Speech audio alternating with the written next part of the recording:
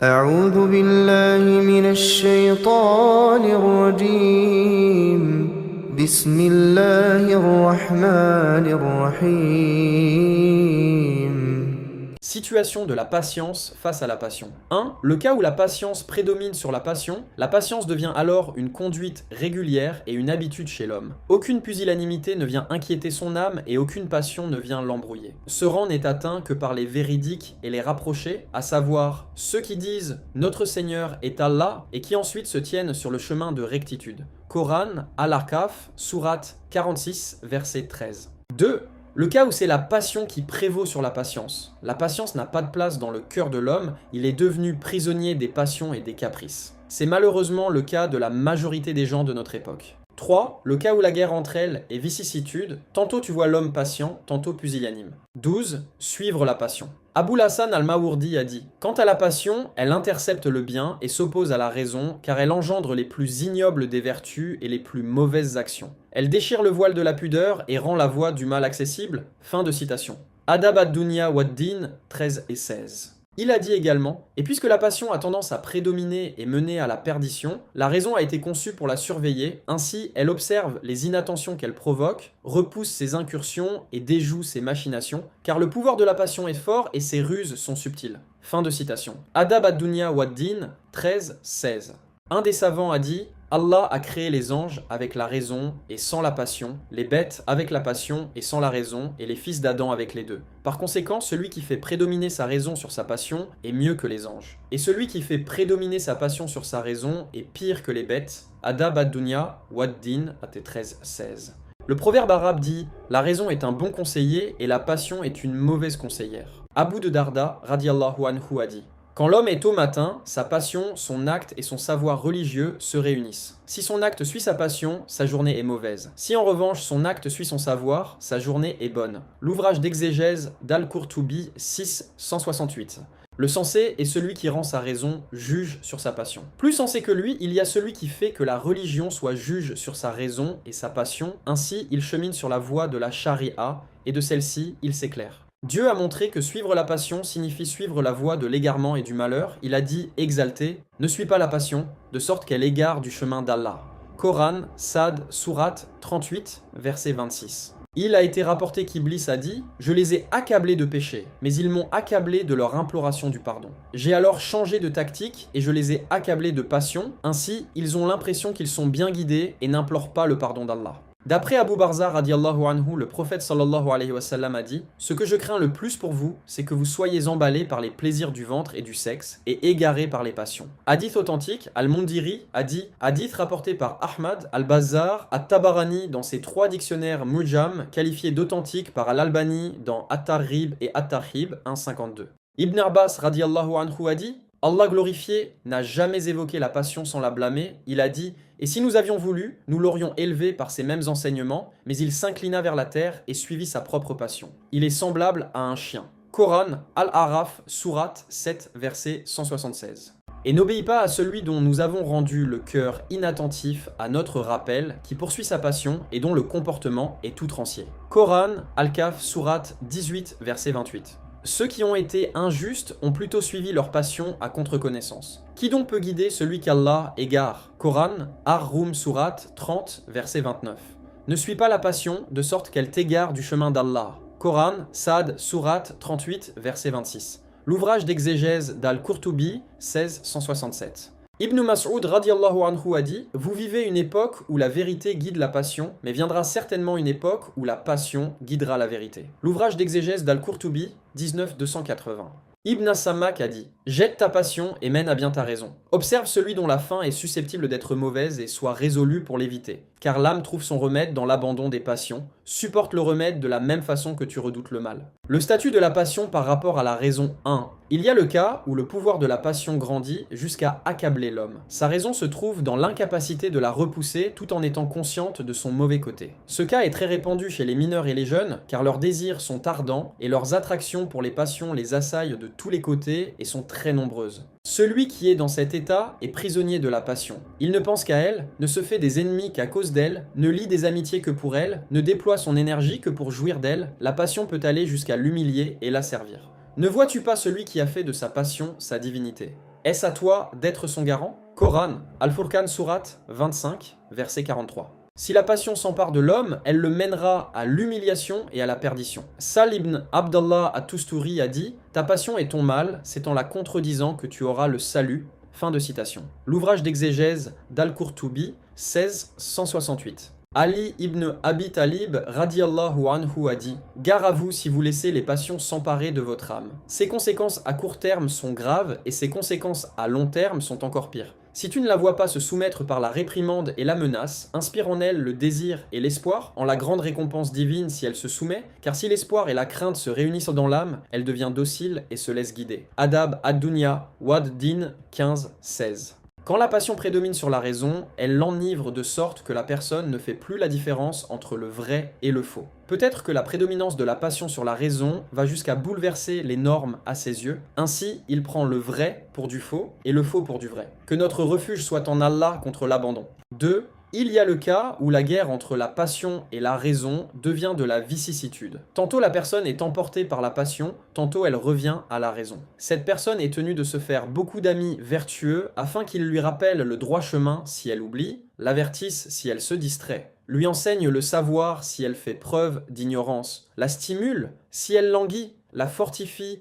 si elle faiblit et la guide sur le chemin de la rectitude. Il doit aussi porter le bouclier du guerrier, bien s'armer et descendre dans l'arène de l'âme pour combattre les soldats de la passion.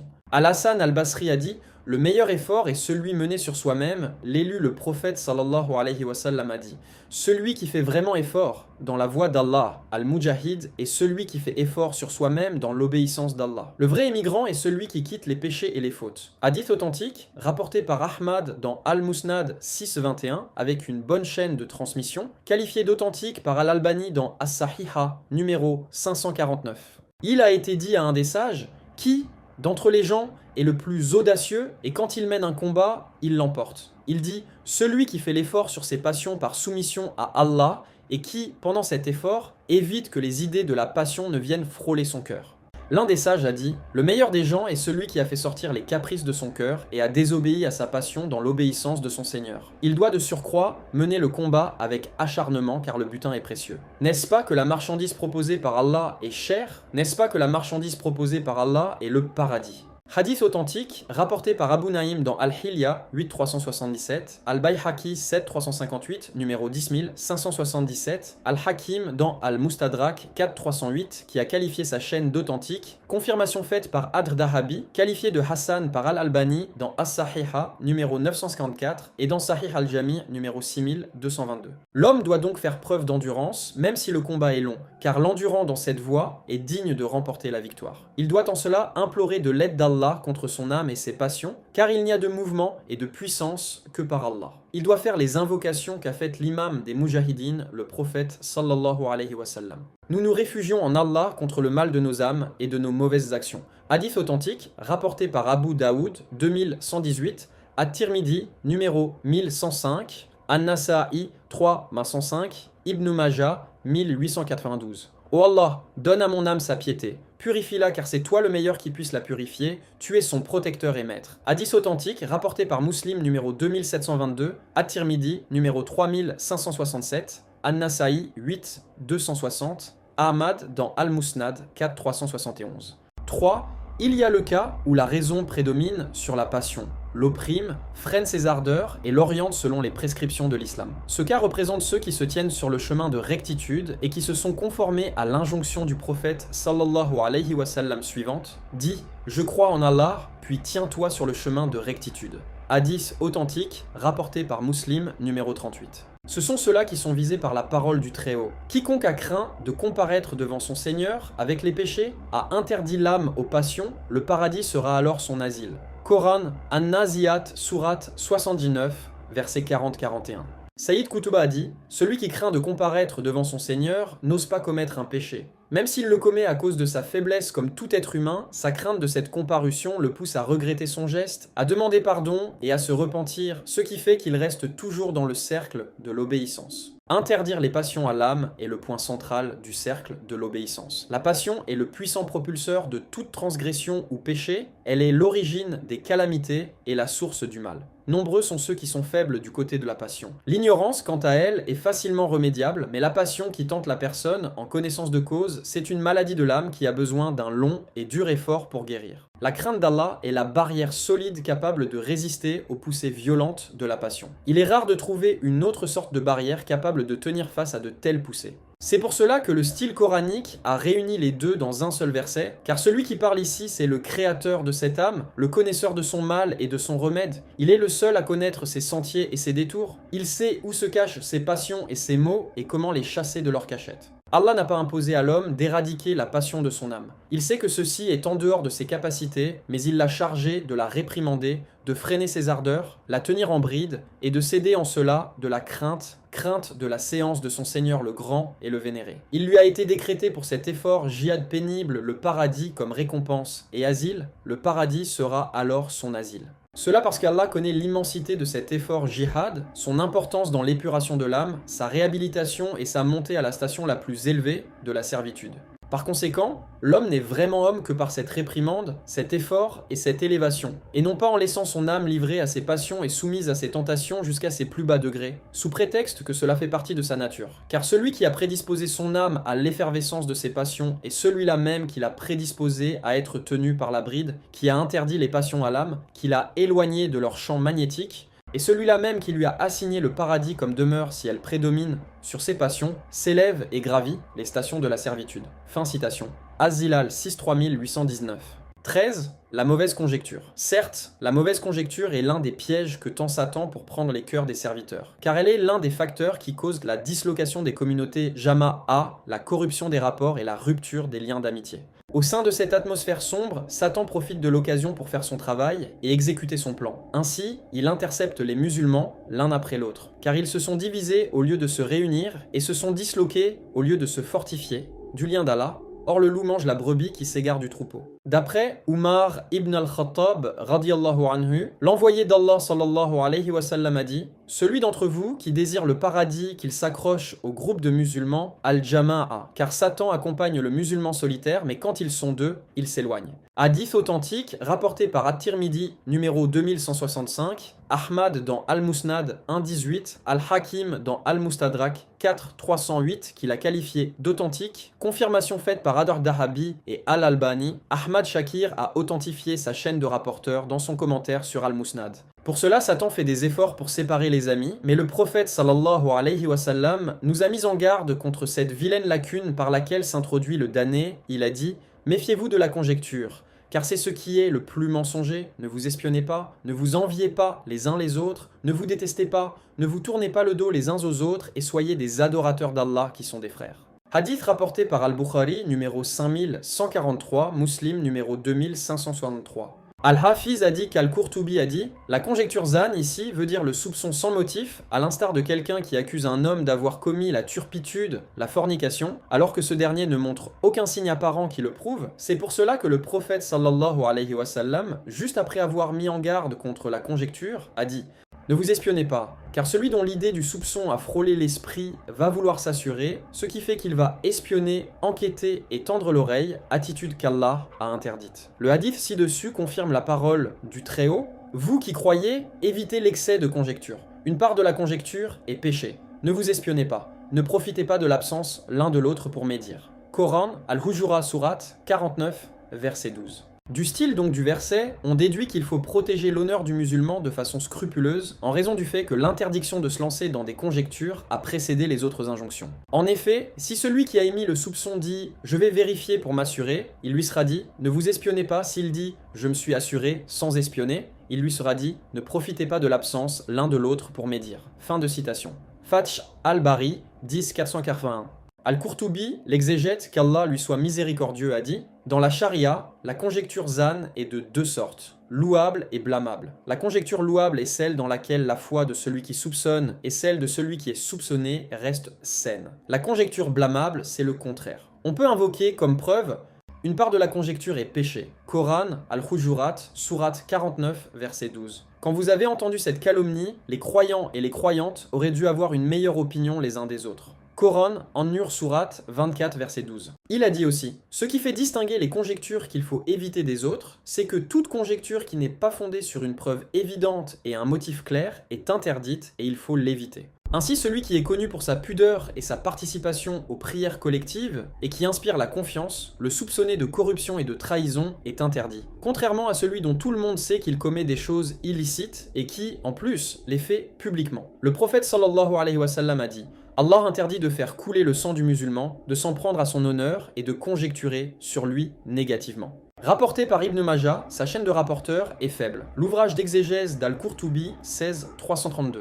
Ibn Kathir, qu'Allah lui soit miséricordieux, a dit « Il nous a été rapporté que Umar ibn al-Khattab a dit « Ne conjecture pas sur une parole qui sort de la bouche de ton frère, le croyant, ou que d'une manière favorable, tant que tu arrives à lui donner une interprétation dans le sens du bien. » L'ouvrage d'exégèse d'Ibn Kathir 4-212, Abu Daoud rapporte selon une bonne chaîne de rapporteurs que Zayd radiallahu anhu a dit « On fit comparaître une fois devant Ibn Mas'ud un homme alors que des gouttes de vin ruisselaient sur sa barbe. Il a dit « Il nous est interdit d'espionner les autres, mais quand nous apparaît une preuve évidente, nous appliquons les sanctions appropriées. » Puisque la mauvaise conjecture est néfaste pour la société musulmane, Allah nous a ordonné de s'en méfier. Il a dit « Vous qui croyez, évitez l'excès de conjecture. » Une part de la conjecture est péché. Coran, Al-Hujurat, Surat 49, verset 12. Sayyid Qutbah, qu'Allah lui soit miséricordieux, a dit « Le verset commence par cet appel affectueux. Vous qui croyez, puis il ordonne aux gens d'éviter l'excès de conjecture pour ne pas hanter leur âme par des présomptions, des ambiguïtés et des soupçons sur ce que font les autres, invoquant comme motif de cet ordre ceci. Une part de la conjecture est péché. » Et puisque l'interdiction concerne l'excès de conjecture, tandis que la règle stipule qu'une part de la conjecture est péché, ce style révèle à la conscience qu'il faut éviter complètement d'avoir des présomptions, car on ne sait pas laquelle d'entre les présomptions est celle qui est un péché. Ainsi, le Coran purifie l'âme de son intérieur pour qu'elle ne se pollue pas des présomptions et donc de ne pas tomber dans le péché. Il la laisse pure, exempte d'idées obsédantes et de soupçons, éprouvant pour ses frères une amitié qui ne saurait être égratignée par une mauvaise conjecture, une innocence qui ne saurait être polluée par les doutes et les soupçons, une quiétude qui ne saurait être troublée par quelque anxiété ou quelque présomption. Elle est vraiment belle la vie dans une société exempte de conjecture. Fin de citation. Az-Zilal 63345. La conjecture, c'est des prémices d'idées qui touchent le cœur et que l'homme, parfois, ne peut pas repousser, mais il est tenu de les affaiblir par une conjecture favorable. Sinon, il doit se rappeler ses défauts et ses péchés pour s'occuper d'eux, au lieu de s'occuper des défauts des autres. S'il ne peut pas repousser la conjecture mauvaise, il doit en parler à personne, ni chercher à s'en s'assurer, ainsi il se délivre du péché. Car le prophète sallallahu alayhi wa sallam a dit « Allah ne tient pas compte de ce que les gens de ma communauté se disent dans leur fort intérieur, tant qu'ils ne le révèlent pas ou qu'ils ne le mettent pas en exécution. » Hadith rapporté par Al-Bukhari, numéro 5269, Muslim, numéro 127. 14. Le mépris du musulman. Mépriser un musulman et le prendre en dérision est un des péchés graves auprès d'Allah. Le prophète sallallahu alayhi wa sallam a dit « Il suffit à un homme pour être mauvais de mépriser son frère musulman. » Hadith authentique, rapporté par Muslim numéro 2564, Abu Daoud numéro 4882, At-Tirmidhi numéro 1927, Ibn Majah numéro 4213, Ahmad dans Al-Musnad 3491 et Sahih Al-Jami' numéro 7242. Et cela même si ce musulman a fait quelque chose qui n'est pas conforme aux règles de bienséance, il doit lui chercher des excuses. Dans le Sahih d'Al-Bukhari, Abdallah ibn Zam'a a dit « Le prophète sallallahu alayhi wa sallam a interdit à l'homme de rire de ce qui se dégage des gens. » Hadith rapporté par Al-Bukhari numéro 6042. Muslim numéro 2855. C'est-à-dire le pet. Corroborant cette explication, l'autre version d'Al-Bukhari d'après Abdallah ibn Zam'a dans laquelle il y a ceci, puis il leur fit la morale en disant « Pourquoi l'un de vous rit de ce qui sort de lui ?» Hadith rapporté par Al-Bukhari numéro 4942, Muslim numéro 2855. Le respect doit être mutuel entre les membres de la société musulmane. Le Très-Haut a dit « Vous qui croyez qu'un groupe ne se moque pas d'un autre, qui sait si ce dernier ne vaut pas mieux que lui, et non plus que les femmes ne se moquent d'autres femmes. Qui sait si ces dernières ne valent pas mieux qu'elles. Entre vous, pas de mimique hostile. Ne vous affublez pas mutuellement de sobriquets injurieux. » Coran, Al-Hujurat Surat 49, verset 11. Telles sont les orientations divines pour l'amélioration de la société musulmane et pour sa purification de la rancune et de la haine. Hélas, si ces individus s'y étaient attachés, l'amour se serait répandu entre eux et le bonheur aurait empli leur cœur. Al-Qurtubi a dit « Il convient à ce que personne ne doive se permettre de prendre en dérision celui qui lui inspire le dédain au premier regard. S'il voit qu'il est sale, ou souffre d'une infirmité, ou s'exprime mal. Qui sait s'il a une âme plus consacrée à Allah et un cœur plus pur que celui qui n'est même pas dans le même état? Sinon, il commet une injustice contre lui-même en dédaignant quelqu'un qu'Allah honore et en prenant en dérision quelqu'un qu'Allah magnifie. C'est pour cela que les pieux prédécesseurs vont loin dans leur respect des autres et évitent scrupuleusement ce genre d'attitude. L'un d'eux, Amr ibn Shurahbil, a dit « S'il m'arrive de rire de quelqu'un en le voyant téter une chèvre, je craindrai sûrement de faire un jour ce qu'il a fait. » Abdallah ibn Mas'ud radiyallahu anhu a dit « L'épreuve est inséparable de la parole, et s'il m'arrive de me moquer d'un chien, je craindrai d'être transformé en chien. » Fin de citation. L'ouvrage d'exégèse d'Al-Qurtubi 16-325. Cela concerne les défauts physiques, et ainsi en va-t-il, par exemple, pour quelqu'un qui néglige certaines injonctions de la religion. Il ne faut pas le mépriser, ni le railler, ni se moquer de lui, mais on doit désapprouver sa négligence et l'appeler à se conformer à la religion par la sagesse et l'édification belle. Le prophète sallallahu alayhi wa sallam a dit « Allah ne regarde ni vos visages, ni vos richesses. Il ne regarde que vos cœurs et vos actes. » Hadith authentique, rapporté par Muslim, numéro 2564. Al-Qurtubi, qu'Allah lui soit miséricordieux, a dit « Ce hadith est d'une grande importance. Il s'ensuit qu'on ne peut pas décider d'une imperfection chez une personne en fonction de ce qu'on voit en lui comme aspect apparent de ses actes d'obéissance ou de ses infractions. Peut-être que celui qui observe les actes apparents d'obéissance, Allah sait qu'il a dans le cœur des qualités blâmables qui font que ses actes ne soient pas valides. Qui sait, en revanche, si celui chez qui on a remarqué des négligences et des infractions à la religion, Allah sait que son cœur possède des qualités louables grâce auxquelles il l'absout. Les actes sont en effet des signes conjecturaux de la bonne ou de la mauvaise foi, et non une preuve indiscutable qu'atiyah. Il s'ensuit qu'il ne faut pas exagérer dans la glorification de celui qui montre des actes salutaires, et il ne faut pas, non plus, mépriser le musulman qui montre des actes mauvais. Nous méprisons et nous blâmons en fait la situation blâmable et non pas la personne fautive. Médite donc sur cela car c'est un raisonnement fin. Seul Allah accorde la réussite. Fin de citation. L'ouvrage d'exégèse d'Al-Qurtubi 16-327. Ce qu'a dit Al-Qurtubi, qu'Allah lui soit miséricordieux dans la séparation entre le fait de détester la faute et le fait de détester le fautif, est fine. Rares sont les savants qui ont été attentifs à cela, a fortiori ceux qui sont en deçà d'eux. Ce qui corrobore la parole du prophète sallallahu alayhi wa sallam. J'en jure par Allah, en dehors de qui nul n'est en droit d'être adoré, l'homme accomplit des actes des gens destinés au paradis, à peine lui reste-t-il une coudée pour l'atteindre, et voilà que le destin inscrit le devance. Il commet des actes de ce que font les gens de l'enfer, et il y entre. Par contre, l'homme commet des actes des gens voués à l'enfer, à peine lui reste-t-il une coudée pour y être, et voilà que sa prédestination le devance. Il accomplit alors des actes des gens du paradis, et il y entre. Hadith rapporté par Al-Bukhari, numéro 3208, Muslim, numéro 2643. La compréhension de ce hadith peut prêter à confusion pour certains. Son sens Allah est plus savant et que l'homme montre aux gens qu'il fait des actes salutaires alors que son cœur est empli d'ostentation et d'hypocrisie. Aux yeux des gens, cet homme accomplit les actes des gens du paradis, mais Allah sait ce qui est caché aux gens comme mauvais côté de son intérieur. Ce qui fait qu'il termine sa vie par un acte mauvais. Or, le refus et l'acceptation des actes dépendent de la façon dont leur auteur finit sa vie. L'homme commet des actes des gens de l'enfer, péchés, fautes, etc.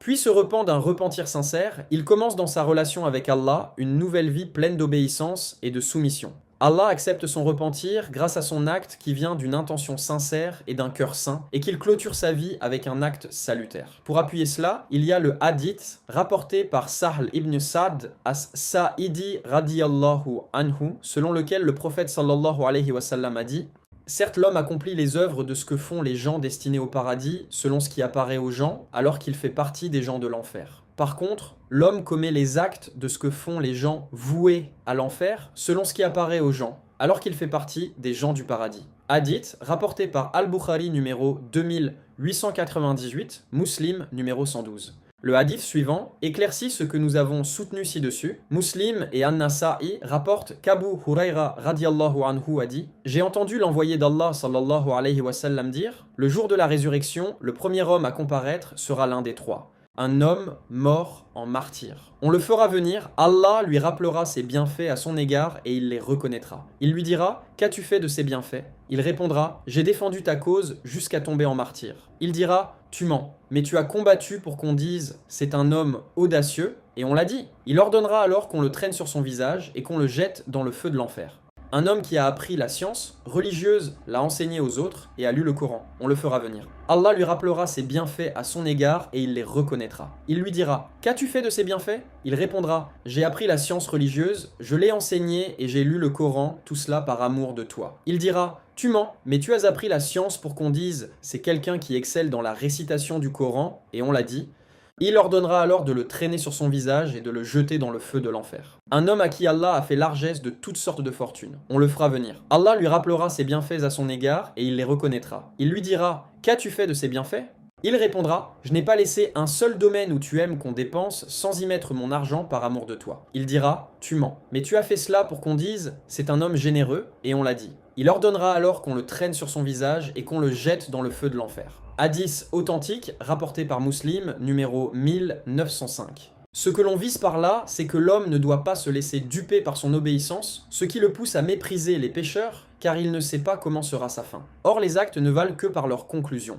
15. Sous-estimer la gravité des péchés. Parmi les astuces de Satan, il y a le fait qu'il vienne auprès du musulman et qu'il lui dise « ce n'est qu'une petite faute et quelque chose de léger jusqu'à le perdre ». Or c'est effectivement à cause de la légèreté que beaucoup de fautes sont commises et beaucoup d'injonctions sacrées sont bafouées. Quant aux musulmans sensés, ils se mettent en garde contre les péchés mineurs et majeurs, car le péché mineur mène vers le péché majeur. Bien pis, à force d'accumuler les péchés mineurs, l'homme se trouvera un jour anéanti par eux. D'après Sal ibn Sa'd, l'envoyé d'Allah sallallahu alayhi wa sallam a dit « Méfiez-vous des péchés dont on a souvent tendance à minimiser la gravité. Leur cas est semblable à celui d'un groupe d'hommes qui s'installèrent au bas d'une vallée et dont chacun avait apporté un morceau de bois, jusqu'à réunir suffisamment de bois pour cuire leur pain. » Hadith authentique, rapporté par Ahmad dans Al-Musnad, un 402-403, le cheikh Ahmad Shakir a authentifié sa chaîne de rapporteurs. D'après Abu Huraira radiallahu anhu, l'envoyé d'Allah sallallahu alayhi wa sallam a dit « Lorsque le croyant commet un péché, son cœur se tache d'un point noir. S'il se repent, revient totalement sur sa faute et demande pardon. Son cœur est à nouveau poli. Mais s'il persiste dans sa faute, le point grandit jusqu'à recouvrir le cœur tout entier. Et c'est cela la rouille Ar-Ran dont Allah a dit « En fait, leur cœur a été rouillé parce qu'ils ont accumulé comme faute. » Coran,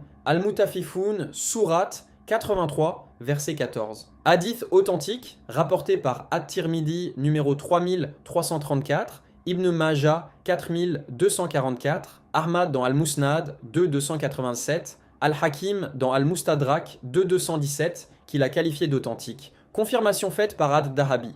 D'après Tauban radiallahu anhu, le prophète sallallahu alayhi wa sallam a dit « Certainement l'homme se voit privé de l'attribution divine à cause du péché qu'il commet. » Authentique, rapporté par Ibn Majah 4022, Ahmad dans Al-Musnad 5 277 280, avec une bonne chaîne de rapporteurs. Ibn Mas'ud radiallahu anhu a dit « Je crois que l'homme oublie le savoir acquis à cause du péché qu'il commet. » Tradition rapportée par At-Tabarani. Bien plus, faire preuve de légèreté vis-à-vis des péchés est un signe de faiblesse de la foi, car à mesure que la foi se renforce, la crainte d'Allah augmente et le croyant se prémunit davantage contre les péchés. Anas radiallahu anhu a dit « Vous commettez des actes qui sont à vos yeux plus fins que le cheveu. Nous les comptions à l'époque du prophète sallallahu alayhi wa sallam parmi les péchés qui causent la perte de l'homme. » Fath al-Bari 11 329. Il a été dit « Ne regarde pas la petitesse de l'acte de désobéissance, regarde plutôt la grandeur de celui à qui tu as désobéi. » Les compagnons qui sont les meilleurs dans la foi et les plus pieux de cette communauté sont tellement scrupuleux pour ce qui est de se prémunir contre les péchés qu'ils ont peur de l'hypocrisie pour eux-mêmes.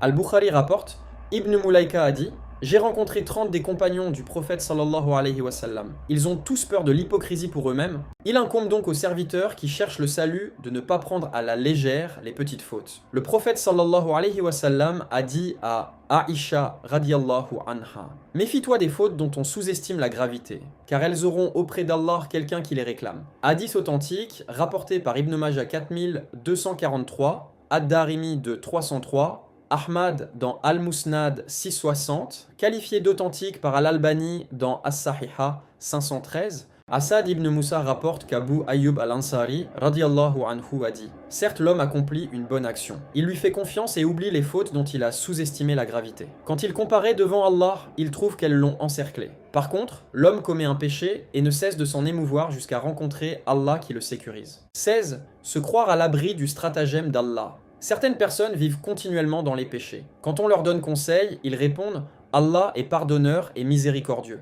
Mais ces pauvres gens oublient que son châtiment est douloureux. Le Très-Haut a dit « Informe mes serviteurs que c'est moi en vérité, le pardonneur, le très miséricordieux. Et que mon châtiment est certes le châtiment douloureux. » Coran, Al-Hijr, sourate 15, versets 49-50. En effet, Allah pardonne à ceux qui se repentent et accorde sa miséricorde aux croyants, mais les pécheurs auront un châtiment douloureux. Ne dupe donc pas ta personne en lui faisant espérer la miséricorde d'Allah et ne te crois pas à l'abri du stratagème d'Allah. Sont-ils à l'abri du stratagème d'Allah? Seuls les gens perdus se sentent à l'abri du stratagème d'Allah. Coran, Al-Araf, sourate 7, verset 89.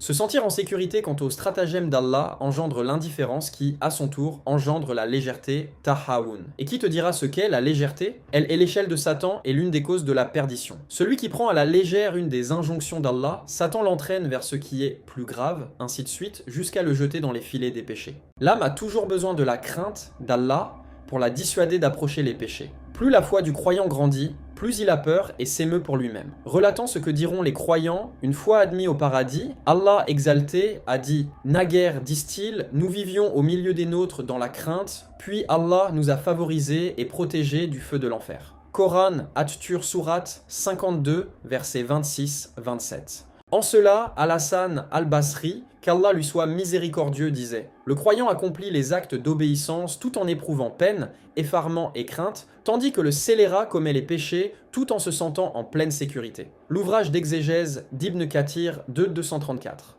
Anas radiallahu anhu rapporte « L'envoyé d'Allah, sallallahu alayhi wa sallam, nous a tenu un sermon avant lequel je n'avais jamais rien entendu de semblable. Parmi les choses qu'il a dites, si vous saviez ce que je sais, vous ririez certainement peu et vous pleureriez certainement beaucoup. » Hadith authentique, rapporté par Al-Bukhari, numéro 4621. Le prophète sallallahu alayhi wa sallam a dit « Celui qui a peur des imprévus et des incidents dans le chemin vers le marché se met en route de bonne heure, et celui qui se met en route de bonne heure atteint sa destination. N'est-ce pas que la marchandise d'Allah est chère? N'est-ce pas que la marchandise d'Allah est le paradis ?» Hadith authentique, rapporté par Abu Nuaym dans Al-Hilya 8377, Al-Bayhaqi 7358, numéro 10577, Al-Hakim dans Al-Mustadrak 4308, qui a qualifié sa chaîne d'authentique, confirmation faite par Adh Dahabi, qualifié de Hassan par Al-Albani dans As-Sahiha numéro 954 et dans Sahih Al-Jami numéro 6222. Al-Mundiri qu'Allah lui soit miséricordieux a dit « Ce hadith signifie que pour celui qui craint Allah, cette crainte le pousse nécessairement à cheminer sur la voie qui mène à l'au-delà et à faire assaut en vue d'accomplir les œuvres salutaires pour se prémunir des éventuelles embûches et tentations. »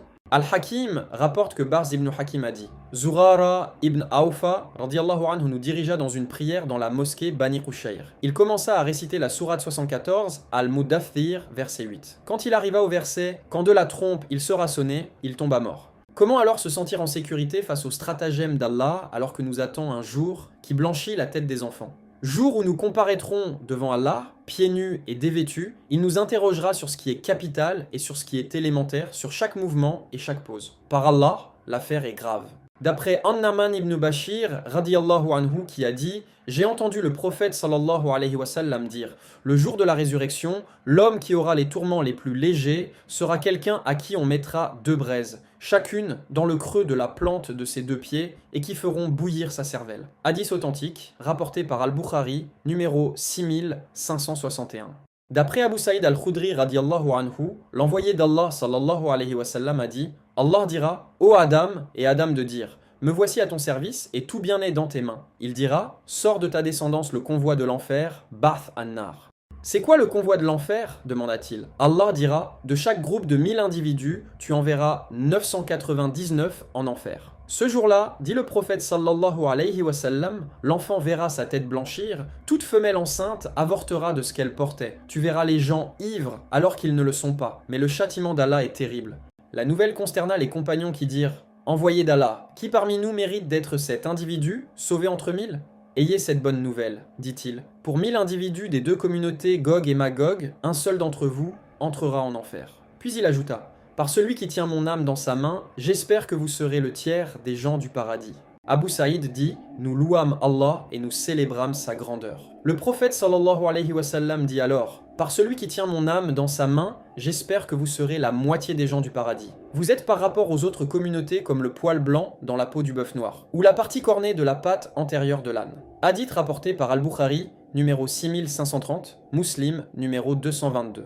17. Désespérer de la miséricorde d'Allah subhanahu wa ta'ala. Quand Satan n'arrive pas à entrer auprès du serviteur par la porte où il lui fait croire qu'il est à l'abri du stratagème d'Allah, il rend à ses yeux les choses difficiles, afin qu'il désespère de sa miséricorde en lui disant, par exemple: tes péchés sont tellement nombreux et énormes qu'ils ne peuvent pas être pardonnés, et donc la miséricorde d'Allah ne peut pas t'atteindre. Il ne cesse de chuchoter ceci au serviteur jusqu'à ce qu'il désespère. Quand il désespère, il lui dit: profite donc comme tu veux des jouissances de la vie avant ta mort, puisque de toute façon tu entreras en enfer. Ainsi, par cette démarche progressive, il l'enfonce graduellement dans les péchés et les caprices. Au serviteur donc de fermer cette porte en se rappelant la miséricorde d'Allah qui embrasse toute chose. Or Allah accepte le repentir de l'incroyant s'il se repent et se soumet. Comment n'accepterait-il pas le repentir du musulman quand il a fait une faute ? Allah a ouvert la porte du repentir à ses serviteurs et les a invités à sa miséricorde. Ô mes serviteurs qui vous êtes montrés outranciers à votre détriment, ne désespérez pas de la miséricorde d'Allah, car Allah pardonne tous les péchés et il est le pardonneur, le tout miséricordieux. Coran, Az-Zumar, Sourate 39, verset 53. Saïd Qutba, qu'Allah lui soit miséricordieux, a dit: c'est la miséricorde large qui ombrage tout péché quel qu'il soit, et c'est l'invitation au repentir, invitation des pécheurs outranciers contre eux-mêmes qui errent dans le labyrinthe de l'égarement, invitation à l'espoir et à la confiance en l'indulgence d'Allah, car il est miséricordieux à l'égard de ses serviteurs. Il connaît leurs faiblesses et leur impuissance. Il connaît les forces qui agissent sur eux, que ce soit de l'intérieur de leur être ou de l'extérieur. Il sait que Satan leur tend toutes sortes d'embûches, utilise contre eux tous les moyens, lance sur eux ses chevaux et ses fantassins en s'employant sérieusement dans ses vilains tours. Il sait aussi que la constitution de cette créature, l'homme, est faible. Elle risque de s'écrouler si jamais elle laisse glisser de sa main le câble qui la tient en équilibre. Il sait également que ce qui compose son être comme fonction,